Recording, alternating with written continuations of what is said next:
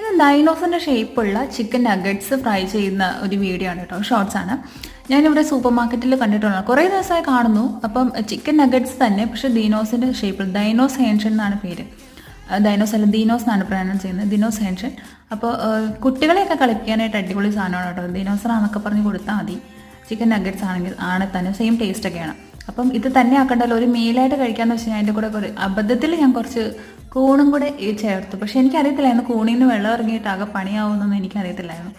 പക്ഷേ എന്താ ഒരു പണി കിട്ടിയെന്ന് പറഞ്ഞാൽ മതി. കുറേ നേരം ഞാൻ അത് ഫ്രൈ ചെയ്ത് കഴിയപ്പോൾ എനിക്ക് മനസ്സിലായത് ഈ കൂണിൽ നിന്ന് വെള്ളം ഇറങ്ങിക്കൊണ്ട് ഇതിങ്ങനെ പൊട്ടിത്തെറിക്കത്തേ ഉള്ളൂ, അങ്ങനെ പെട്ടെന്ന് ഫ്രൈ ആകത്തില്ലെന്ന് മനസ്സിലായതുകൊണ്ട് ഞാൻ പതുക്കെ കൂണെല്ലാം എടുത്ത് മാറ്റി.